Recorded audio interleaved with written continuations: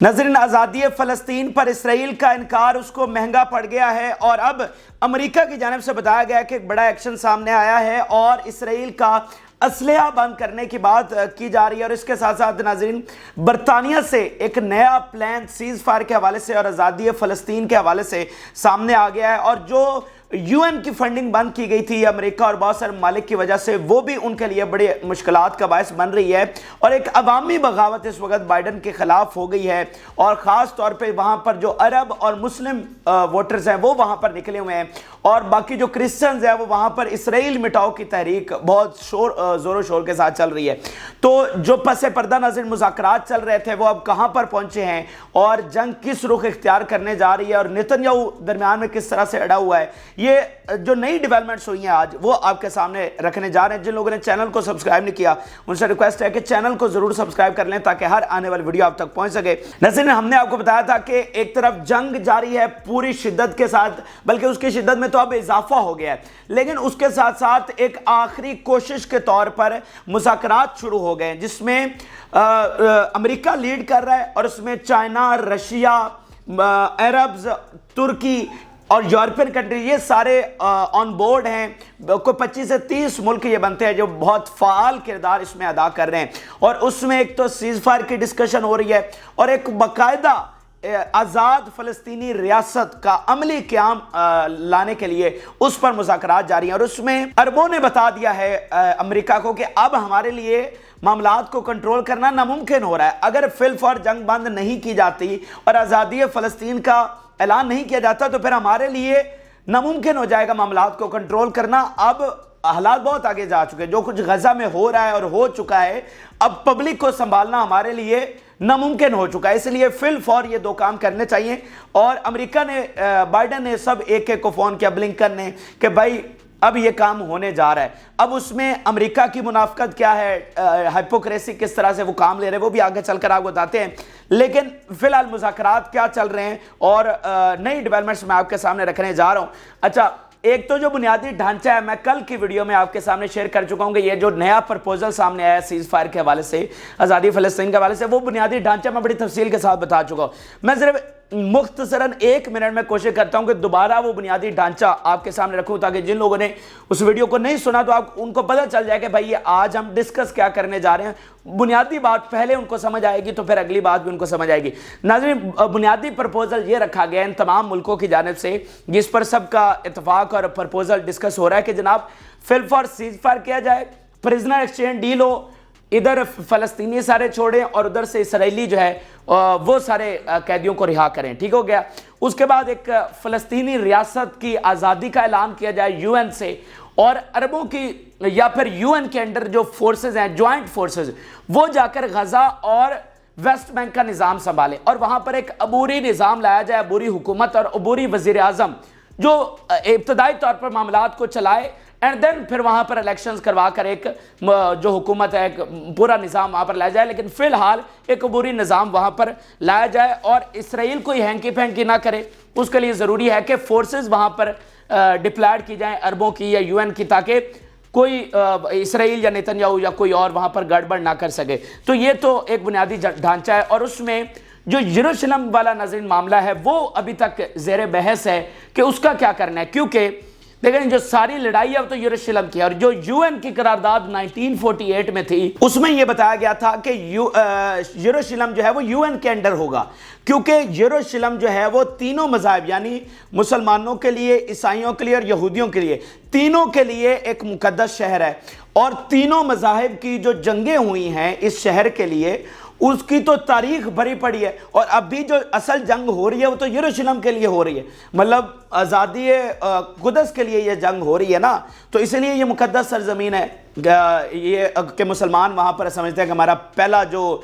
قبلہ ہے وہ وہاں پر ہے، تو اس کے لیے یہ جنگ ہو رہی ہے۔ تو اس کو سورٹ آؤٹ کرنے کے لیے اس وقت یہ پرپوزل رکھا گیا تھا کہ یہ ایک عالمی شہر بنایا جائے گا، چونکہ یہ تینوں کے لیے مقدس ہے، اس لیے تینوں کو وہاں پر اجازت ہونی چاہیے اور کسی کا کنٹرول نہیں ہونا چاہیے، تاکہ سب کا اتفاق ہو جائے. اگر یہ کسی ایک کے حوالے کیا جاتا ہے تو پھر دوسرا کہے گا یہ ہمیں دے. مطلب ایک پرامن ایک سولوشن نکالا گیا تھا, اس پر اتفاق اختلاف کرنا وہ الگ بات ہے. لیکن ہو سکتا ہے کہ اب بھی دیکھیں یہ بات تو کلیئر ہے کہ یروشلم اسرائیل کو تو نہیں دیا جا سکتا, یہ تو کلیئر ہے. تو پھر ہو سکتا ہے یہی پرپوزل ہی سامنے آئے کہ یروشلم کو ایک عالمی شہر ہی بنایا جائے اور ادھر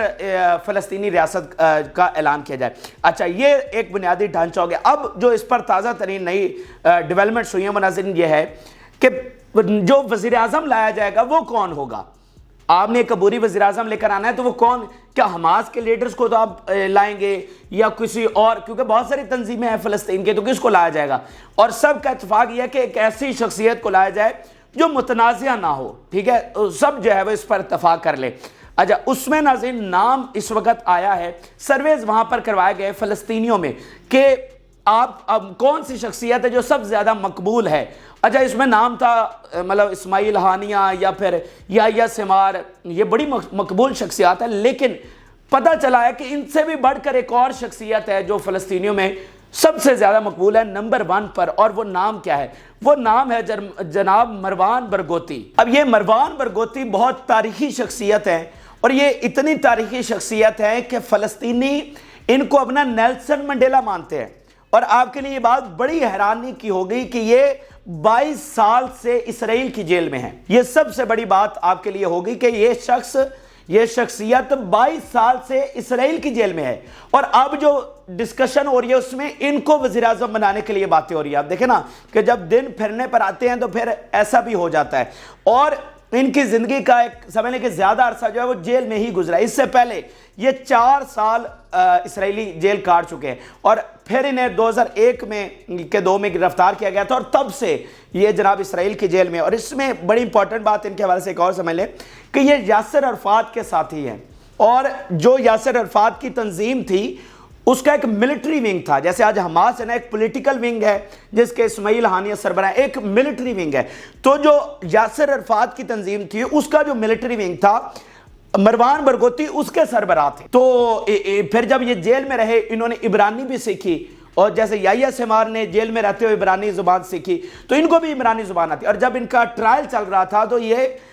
ججز کے ساتھ عبرانی زبان میں بات کرتے تھے, اور انہوں نے اپنے فائنل جو ادھر دیے تھی بات عدالت میں اپنی صفائی میں, وہ عبرانی زبان میں رکھا تھا اپنا مقدمہ.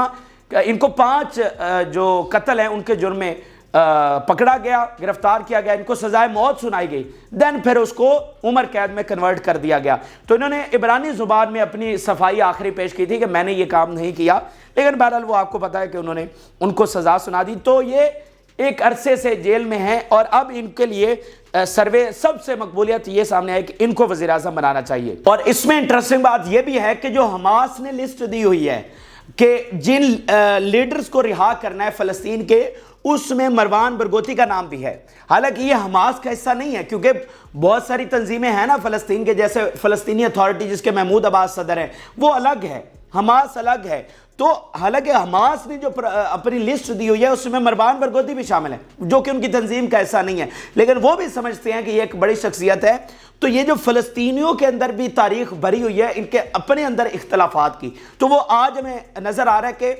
وہ انہوں نے اپنے اختلافات جو ہے وہ ختم کر دیے ہیں. اور حماس تمام چیزوں پر وہ کہہ رہی ہے کہ سیز فائر ہو اور آزادی فلسطین ہو, اس میں ہماری حکومت ہو یا نہ ہو وہ ان کو میٹر نہیں کر رہا. یہی سب سے بڑی چیز ہے, اور اسی وجہ سے آج فلسطینیوں کو کامیابی مل رہی ہے. اس سے پہلے ان کے اندر بہت سارے اختلافات تھے جنہوں نے بہت سارے مسائل جو ہے وہ پیدا کیے رکھے. تو یہ جناب ایک وزارت عظمیٰ کے لیے نام سامنے آ گیا, اور اس میں دیکھیں نا کہ مختلف پرپوزل آ رہے ہیں کہ بھائی یہ نام ہے, کوئی دوسرا کل کو کہے گا کہ نہیں یہ والا کر لیں. تو یہ بحث چل رہی ہے, لیکن اینڈ گیم کیا ہے؟ اینڈ گیم 2 ہی ہے, ایک سیز فائر اینڈ دین آزادی فلسطین. اور اس میں یہ مختلف جو ڈھانچہ ہے اس پر یہ بحث جاری ہے, اور یہ مذاکرات جو ہیں بڑی تیزی سے بتایا جا رہا ہے کہ آگے بڑھ رہے ہیں. یہ کیسی عجیب سی بات ہے کہ ICJ کے بعد جنگ میں بھی تیزی آئی ہے اور ادھر مذاکرات میں بھی تیزی آئی ہے, کیونکہ مذاکرات کرنے والوں نے یہ سمجھا ہے, سب کا اس بات اتفاق ہے کہ یہ آخری موقع ہے. اگر آج یہ آخری کوشش ناکام ہو گئی دین پھر ہم کوئی مذاکرات والا معاملہ نہیں رہے گا, کیونکہ جیسے عرب کہہ رہے ہیں کہ ان کے لیے معاملات آؤٹ آف کنٹرول ہو چکے ہیں, ادھر لیبنان والا معاملہ آپ کو پتا ہے کتنا خراب ہو چکا ہے, ادھر یمن والا معاملہ, عراق والا معاملہ, شام والا اور مصر والا, تو یہ معاملات آؤٹ آف کنٹرول ہو جائیں گے اگر فی الفور سیز فائر نہیں ہوتا، پھر ان کو کوئی سنبھال نہیں سکے گا۔ اچھا، ابھی تھوڑی دیر پہلے وائٹ ہاؤس نے آج پھر اعلامیہ جاری کیا ہے، اور اس میں انہوں نے کہا ہے، یہ سٹیٹمنٹ آپ سنیے گا، we believe in promise of two state solution. آج ایک بار پھر وائٹ ہاؤس نے، جو کہ سارا ذمہ دار ہے جو کچھ ہو رہا ہے غزہ میں، اس کا ذمہ دار امریکہ ہی۔ آخر میں آگے چل کر ان کی جو ڈبل سٹینڈرڈ، جو ہائپوکریسی ہے، وہ بھی میں آپ کے سامنے رکھتا ہوں، لیکن یہ جو چیزیں چل رہی ہیں وہ پہلے آپ دیکھ لیں۔ تو آج ایک بار پھر انہوں نے کہہ دیا، ادھر نتنیاہو کہہ رہا ہے کہ نہیں ہم 1 انچ بھی نہیں دیں گے۔ آج امریکہ دوبارہ کہہ رہا ہے نہیں ہم 2 اسٹیٹ والا جو وعدہ ہے اس کو پورا کرنے جا رہے ہیں۔ اچھا، اب یہاں پر حماس کا بھی پرپوزل سامنے آیا ہے، اور انہوں نے کیٹیگوریکلی، یہ پیرس میں یہ پہلی میٹنگ ہوئی ہے اس حوالے سے، اور اس میں مزاحمتی تحریک نے واضح طور پر یہ کہا ہے کہ سب سے پہلے تو وڈرال کرے اسرائیلی آرمی، کیٹیگوریکلی انہوں نے کہا جی بات آگے بڑھانی ہے تو سب سے پہلے اسرائیلی فوج جو ہے وہ غزہ سے وڈرال کرے، دین پھر ہم سیز فائر کریں گے، اور دین پھر ہم پریزنر ایکسچینج ڈیل کریں گے، اور اس کے لیے ہمیں گارنٹی چاہیے کہ یہ دوبارہ اسرائیل کوئی ہینکی پھینکی نہیں کرے گا، اس کے لیے ہمیں گارنٹی چاہیے۔ جیسے وہ کہنا ہے کہ عرب فوج بھی وہاں پر جائے گی، اب یہ بھی دیکھنا ہے کہ حماس کو کیا اس عرب فوج پر اعتبار ہے یا نہیں، یا وہ کہیں گے کہ نہیں فی الحال ہم خود ہی یہاں پر سیکیورٹی سنبھالیں گے کیونکہ ہمیں کسی پر اعتبار نہیں ہے، یا یو این کی فورسز آئیں گی تب وہ سمجھیں گے کہ ٹھیک ہے ہم غزہ کو، ویسٹ بینک کو یو این فورسز کے حوالے کر سکتے ہیں۔ تو یہ بھی دیکھیں نا، یہ کوئی آسان ڈپلومیسی نہیں ہے، 75 سال ایک معاملہ چلتا رہا ہے، اس کو آج مذاکرات کے ذریعے حل کرنا، جبکہ ایک بڑی جنگ چھڑ چکی ہے، تو یہ کوئی آسان ڈپلومیسی نہیں ہے۔ لیکن حماس نے کیٹیگوریکلی 3 چیزیں سامنے رکھ دی ہیں، اور انہوں نے کہا کہ اگر سیکیورٹی جب تک ہمیں گارنٹی نہیں مل جاتی تب تک سوال ہی پیدا نہیں ہوتا کہ ہم کوئی اس کو حوالے کریں گے۔ اچھا، پھر ناظرین یہیں پر برٹن کا ایک 5 نکاتی جو ہے وہ پلان سامنے آیا ہے جنگ بندی کے لیے اور آزادی فلسطین کے لیے۔ جیسا کہ میں نے آپ کو بتایا نا کہ ہر طرف سے جو تمام فعال ممالک ہیں وہ اپنا پرپوزل دے رہے ہیں کہ نہیں ایسے نہیں ایسے کر لیں، ایسے نہیں ایسے کر لیں، لیکن اینڈ گیم 2 ہی ہیں کہ سیز فائر اینڈ دین آزادی فلسطین۔ تو انہوں نے جو 5 نکاتی پلان رکھا ہے وہ میں جلدی آپ کے سامنے رکھ دیتا ہوں۔ یہ کہہ رہا ہے جناب برطانیہ فائنینشل ٹائمز نے اس کو رپورٹ کیا ہے کہ سیز فائر ہونا چاہیے آن دا فرسٹ اینڈ، سب سے پہلے، دین پھر پریزنر ایکسچینج ڈیل ہونی چاہیے، اور یہ بھی آل فار آل ڈیل ہے، ادھر سارے مزاحمتی تحریک رہا کرے گی، ادھر اسرائیل کی جیلوں میں جتنے فلسطینی ہیں وہ سارے رہا کیا جائیں گے۔ اچھا، انہوں نے بھی کہا ہے کہ پیلسٹینین اسٹیٹ جو ہے وہ ہر صورت میں اب قائم ہوگی، اور اس کے بغیر کوئی حل نہیں ہے، اور اس کے ساتھ انہوں نے یہ کہا ہے کہ ایک کمپیٹنٹ گورنمنٹ بنائی جائے گی غزہ اور ویسٹ بینک میں، جو کہ سارا نظام سنبھال سکے گی۔ اچھا، پھر ان کے پرپوزل میں ایک چیز ڈیفرنٹ ہے، اور انہوں نے یہ کہا ہے، پرپوز یہ کیا ہے کہ جو حماس لیڈرز ہیں وہ لیو کریں غزہ سے اور دوسرے کنٹریز میں جائیں، یا جیسا کہ قطر یا ترکی،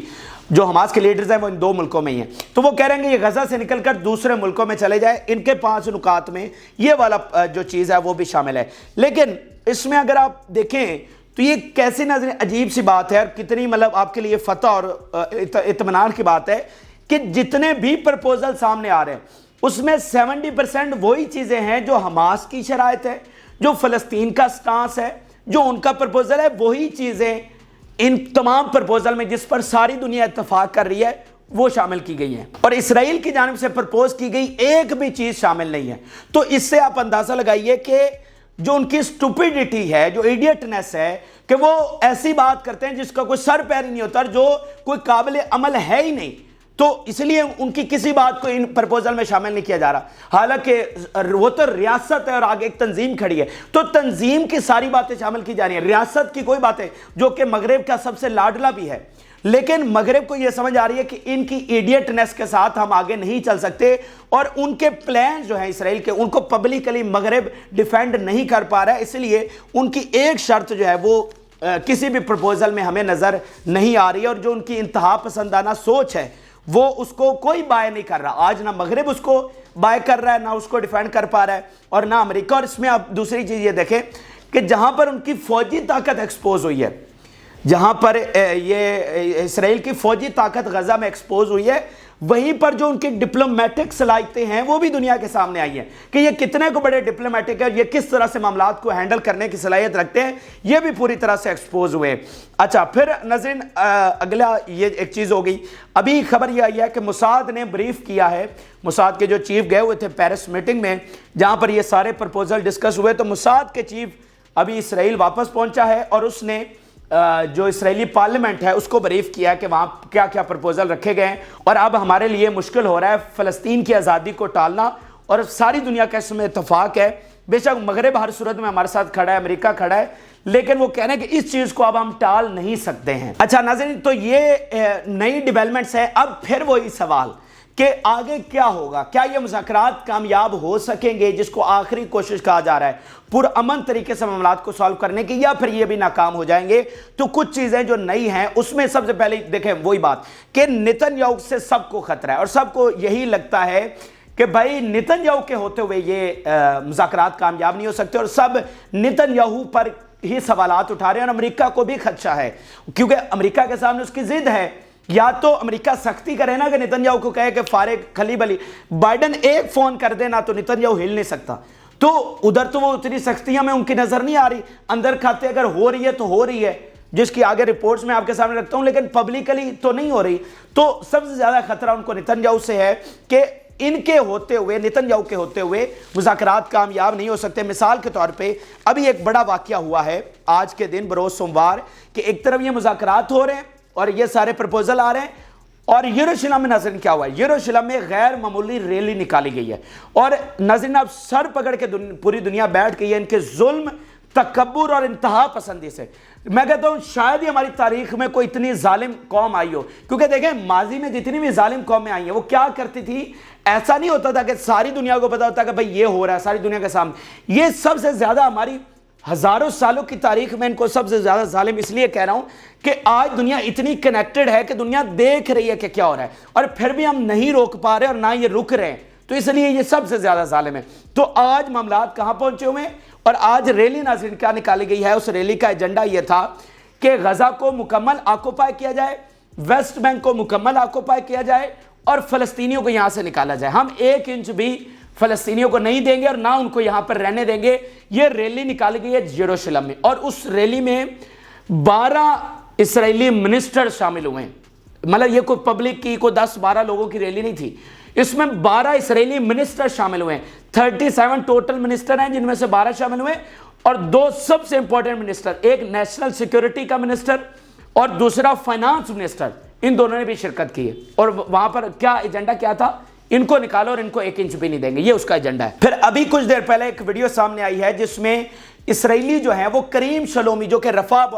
ये जो रफा वाला बॉर्डर है गजा और इजिप्ट वाला, इसकी 2 क्रॉसिंग है, एक रफा क्रॉसिंग है, एक करीम शलोमी है। करीम शलोमी जो है वो इसराइल के ज़ेरे इंतज़ाम है और रफा वाली जो साइड है वो इजिप्ट के ज़ेरे इंतज़ाम है। तो करीम शलोमी से इमदाद के कुछ ट्रक 2-4 या जितने भी वो एंटर हो रहे थे, तो वहां पर इसराइली जाकर जमा हो गए, इसराइली लोग, और वो कह रहे थे कि ट्रकों को वापस करो, हम ये गजा में इमदाद नहीं जाने देंगे। आप हिसाब लगाइए इनके जुल्म का। वहां पर वो एक एक निवाले के लिए फलस्तीनी तरस रहे, भूख से यूएन कह रहा है कि लोग मर रहे हैं और मजीद बहुत बड़ी तादाद में मर जाएंगे। और ये 2-4 ट्रक जो अंदर हुए हैं उनके सामने जाकर ये खड़े होकर कह रहे हैं कि इनको वापस भेजो। तो ये तो मतलब हालात हैं। और इसमें मैं दोबारा रिकॉल आपको करवा दूं कि वर्ल्ड इकोनॉमिक फोरम जो अभी हुआ था 10-12 दिन पहले, तो वहां पर सेक्रेटरी ब्लिंकन ने एक बड़ी बात की थी। उसने कहा था कि आगे हमारे बहुत डिफिकल्ट मरहला आ रहा है कि जिसमें हमने इस्राएली सोसाइटी को कन्विंस करना है आज़ादी फ़लस्तीन के लिए। क्योंकि देखे ना कि ये तो गुंडागर्द और बदमाश थे, पूरी दुनिया से उठकर आ गए और यहाँ पर कब्जा कर लिया, और इनका तो यही प्लान था कि ग्रेटर इसराइल बनेगा। तो उनको तो कभी वहमो गुमान में भी नहीं था कि फ़लस्तीन की दोबारा आज़ादी भी हो सकेगी। तो इसलिए चूँकि लाडला है ना, कायद-ए-आज़म ने कहा था ये इसराइल नाजायज़ बच्चा है मगरब का, तो लाडला है इनका, इनको कुछ ये कह तो सकते नहीं है, फिर मिन्नतें कर रहे हैं इसराइल की। अब हिसाब लगाइए, मतलब वो इसराइल जो 1 घंटा नहीं टिक सकता अमेरिका के बगैर, अमेरिका उसको मना रहा है, उसको कन्विंस कर रहा है। ये कह रहे हैं जी नेतन्याहू हमारी सुन नहीं रहा, और नेतन्याहू की क्या औकात है, अगर तुम उसको अगर एक सख्त फोन भी बाइडन कर देना तो नेतन्याहू हिल नहीं सकता। तो इस तरह ब्लिंकन इस कॉन्टेक्स्ट में कह रहा है कि हमें कन्विंस करना है। लाडले जो हुए, तो ये देखना कि उनकी सोसाइटी में इस हद तक इंतहा पसंदी फैल रही है। तो ये सारी चीज़ें کویسچن کر رہی ہیں ان مذاکرات کی کامیابی کے حوالے سے کہ یہ کیا ہوگا۔ اچھا پھر ناظرین ایک خطرہ یہ بھی ہے کہ نتن یاہو کوئی ایسا ایڈونچر کر سکتا ہے کہ معاملات کو وہاں پر لے جائے کہ سارا جو مذاکرات والا ماحول ہے وہ خراب ہو جائے اور کوئی چانس ہی نہ رہے، سب مذاکرات کا معاملہ ہی بے معنی ہو جائے۔ اور ابھی تھوڑی دیر پہلے جیسے کہ ایک بڑا واقعہ ہوا ہے، دمشق میں اسرائیل کی جانب سے حملہ کیا گیا ہے۔ ایران کا جو ایک ہیڈ کوارٹر ہے، ان کے ایڈوائزری وہاں پر بیٹھتے ہیں، ان پر ناظرین بتایا جا رہا ہے کہ اٹیکس کیے گئے ہیں۔ تو اس طرح، اور سب سے بڑی بات لیبنن کا معاملہ، بھائی کسی بھی وقت اسرائیل لیبنن پر حملہ کر سکتا ہے، اور لیبنن پر حملہ ہو گیا، بھائی سی آئی اے یہ رپورٹ کر چکی ہے، رشین انٹیلیجنس یہ کہہ چکی ہے، عرب ملکوں کی انٹیلیجنس بتا چکی ہے کہ اسرائیل پوری طرح سے تیار ہے لیبنن پر حملہ کرنے کے لیے۔ تو جب یہ حملہ ہو گیا تو پھر تو مطلب معاملات، یہ مذاکرات شاید بے معنی ہو جائے۔ تو یہ ایڈونچر جو ہے وہ پوری طرح سے ہے، خطرہ پوری طرح سے ہے۔ اچھا اس کے لیے خبر یہ آئی ہے کہ امریکہ نے نتن یاہو کو ذرا پریشرائز کرنے کے لیے یہ اب دیکھیں اسٹیٹمنٹ بڑی امپورٹنٹ ہے، کل سے اس پر ڈیبیٹ ہو رہی ہے۔ U S aiming to stop اور slowing arms shipment to Israel to pressure Netanyahu, کہ وہ اسلحہ روک رہے ہیں یا پھر سلو کر رہے ہیں تاکہ نتن یاہو کو پریشرائز کیا جا سکے کہ وہ اس ٹو سٹیٹ کی طرف اور آئے اور واپس سیز فائر کی طرف آئے۔ اس کے علاوہ آپ اسرائیلی میڈیا کا بیان دیکھیے،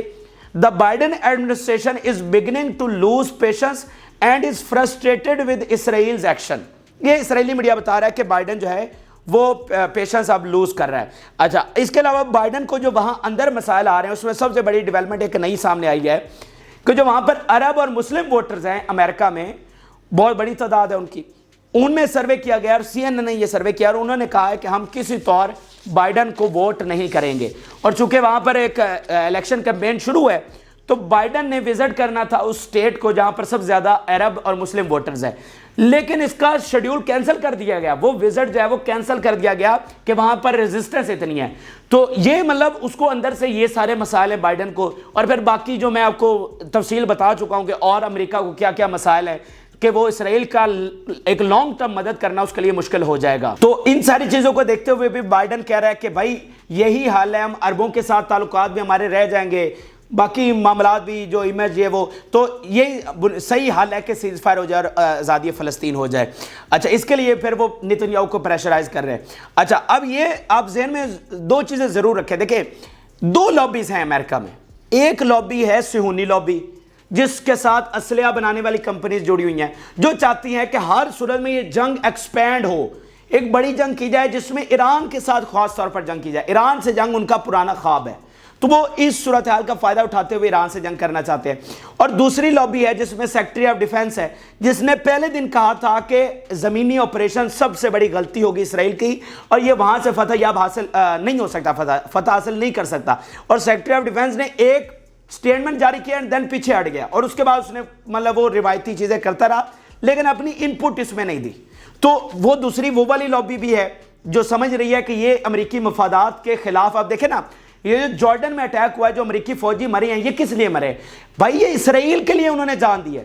اسرائیل کے لیے وہ مرے ہیں۔ یہ اس وقت امریکہ میں بہت ریزنٹمنٹ پائی جا رہی ہے کہ بھائی اگر یہ جنگ نہ ہوتی ہے، جنگ روک دی جاتی تو یہ تنظیمیں امریکہ پر حملہ نہ کرتی اور یہ امریکی فوجی نہ مرتے۔ تو اصل میں تو آپ نے سیز فائر نہیں کروایا، جس کا نتیجہ یہ نکلا تو آپ نے اپنے فوجیوں کی جانیں دی اسرائیل کے لیے، تو وہ ریزنٹمنٹ وہاں پر بہت زیادہ ہے۔ تو یہ آپ نے ذہن میں رکھنا ہے کہ دیکھیں مذاکرات تو ہو رہے ہیں، دوسری طرف جنگ بھی تو آپ دیکھیں نا کہ کس لیول پر پہنچی ہوئی ہے، تو کیا پتہ اس کا نتیجہ کیا نکلے، کیا پتہ وہ دوسری لابی وہ حاوی آ جائے، وہ غلبہ پا جائے کہ جو ایک بڑی جنگ کی طرف ہمیں لے جائے۔ اچھا بہرحال اب اس کے ساتھ جو دوسرا معاملہ سامنے آیا جو UNRWA والا ہے، جو اکلوتا ادارہ ہے فلسطین کی بہبود کے لیے کام کرتا ہے، اس کی فنڈنگ جو آپ نے بند کی ہے۔ ابھی خبر آئی ہے کہ جاپان نے اس کی فنڈنگ بند کر دی ہے، یعنی مغرب کے سارے بڑے ممالک اور امریکہ، کینیڈا، یہ سارے اس کی فنڈنگ بند کر چکے ہیں، اور ان الزامات پر 7 سے 10 امپلائز ہیں، تو وہ الزامات جو ثابت بھی نہیں ہوئے آپ نے اس کی بنیاد پر یہ فنڈنگ بند کر دی۔ اور ابھی ایک بڑی اہم چیز سامنے آئی اور اس میں یہ پتہ چلا ہے کہ یہ اسرائیل کی پرانی یہ لابی تھی، اس پرانی سازش تھی کہ UNRWA کی فنڈنگ بند کی جائے۔ یہ آپ سکرین پر ایک ثبوت دیکھیے جس میں ایک ویڈیو سامنے آئی ہے جس میں اسرائیلی آفیشل 4 جنوری کی ویڈیو ہے، اور وہ کہہ رہی ہے کہ ہم کامیاب نہیں ہو سکتے جب تک کہ UNRWA کو بند نہ کیا جائے، کیونکہ دیکھیں نا کہ ان کا پلان یہ ہے کہ لوگ بھوک سے مریں اور بھوک سے مریں گے تو یہاں سے نکلیں گے، اور UNRWA اس کے لیے فنڈنگ کر رہا ہے، مطلب کچھ نہ کچھ ریلیف کا کام کر رہا ہے۔ تو ایٹ دی اینڈ آج انہوں نے یہ کامیابی کروائی کہ اس کی فنڈنگ بند کروا دی، اور ادارہ وہ غیر فعال ہو جائے گا اگر فنڈنگ اس کی بند ہو جاتی ہے تو آپ ایک طرف یہ مذاکرات کی باتیں کر رہے ہیں، دوسری طرف اس طرح کی حرکتیں کر رہے ہیں کہ ان کا جو پلان ہے اس میں آپ کامیابی ان کو دلوانا چاہ رہے ہیں ایسی حرکتیں کر کے۔ مثال کے طور پر یہ آپ سٹیٹمنٹ دیکھیے، جو ایکسپرٹ اب اس پر بہت تنقید کر رہے ہیں۔ It took Blinken about 3 seconds to suspend UNRWA aid based on false allegations that 12 employees linked to Hamas attack. But despite evidence that IDF has indiscriminately massacred tens of thousands of Palestinian plausible genocide, ICJ said zero suspension of military aid. مطلب کہ ادھر آپ نے 3 second لگائے جہاں پر الزامات ثابت بھی نہیں ہوئے، اور ادھر تو ICJ نے الزام ثابت کر دیا اور اس کے بعد بھی آپ نے ان کی کوئی ایڈ سسپینڈ نہیں کی۔ پھر آپ یہ ایکسپرٹ کا بیان دیکھیے، in their rule based order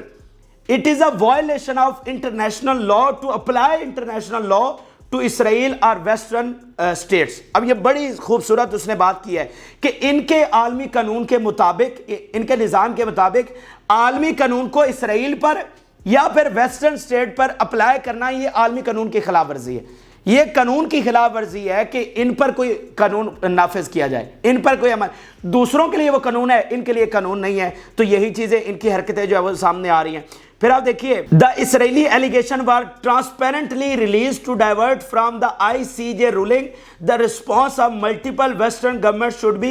also seen as a response to the ICJ۔ بڑی امپورٹنٹ اس نے بات کی ہے کہ بھائی یہ آپ دیکھیں نا، ادھر ICJ والا وہ معاملہ ہوا اور اس کے ساتھ ہی یہ خبر آ گئی کہ جناب وہ فنڈنگ بند کر دی، تو سارا دھیان ادھر ہو گیا۔ تو یہ کام کیا گیا اس کو ڈائیورٹ کرنے کے لیے، کیونکہ ان کی رپورٹ بہت زیادہ خراب ہو رہی تھی۔ تو یہ مطلب جب آپ اس طرح کی حرکتیں کریں گے، یہ آپ ڈبل سٹینڈرڈ رکھیں گے، تو پھر آپ پر کون اعتبار کرے گا اور یہ مذاکرات کیسے کامیاب ہوں گے؟ تو ایک طرف تو یہ بڑی اچھی بات ہے کہ سارے ملک مل کر مذاکرات کر رہے ہیں اور صلح صفائی کے ذریعے معاملات کو حل کرنے کی کوشش کر رہے ہیں، لیکن یہ جو آپ کے منافقت ہے نا، ڈبل سٹینڈرڈز ہیں، اس طرح یہ مذاکرات کامیاب نہیں ہو سکتے۔ تو آخری بات میں یہ کروں گا کہ اگر واقعتاً مذاکرات کو کامیاب کرنا ہے تو سب سے پہلے امریکہ اوپنلی سیز فائر بولے، ساری دنیا بول چکی ہے، امریکہ نہیں بولا۔ دوسرا یہ کرے کہ ایسی حرکتیں کرنا بند کرے کہ UN کی فنڈنگ بند کر دی، فلانا کر دیا، یہ حرکتیں بند کرے۔ تیسری چیز یہ کرے کہ نتنیاہو کو فارغ کرے۔ ان 3 چیزوں کے بغیر جو مذاکرات جو ہے نا وہ کامیاب ہوتے ہوئے نظر نہیں آ رہے۔ لیکن جو بھی مذاکرات کا نتیجہ نکلے، دیکھیں اس پورے منظر نامے جو آپ نے دیکھا ہے، چاہے فوجی سطح پر ہو یا مذاکرات کی ٹیبل پر ہو، ہمیں دونوں منظر ناموں میں فلسطین فاتح نظر آ رہا ہے، اور آزادی فلسطین ہمیں ایک عملی سطح پر ہوتی ہوئی نظر آ رہی ہے، چاہے وہ 2 اسٹیٹ کے سولوشن میں ہو یا 1 اسٹیٹ کے سولوشن میں ہو۔ تو یہ ہماری فتح ہے۔ بہرحال یہ تازہ ترین اور لیٹسٹ ڈیولپمنٹس تھی جو کہ آپ کے ساتھ شیئر کی۔ آپ اپنی رائے ضرور آگاہ کریں۔ جن لوگوں نے چینل کو سبسکرائب نہیں کیا ان سے ریکویسٹ ہے کہ چینل کو ضرور سبسکرائب کر لیں تاکہ ہر آنے والی ویڈیو آپ تک پہنچ سکے۔ اجازت اللہ حافظ۔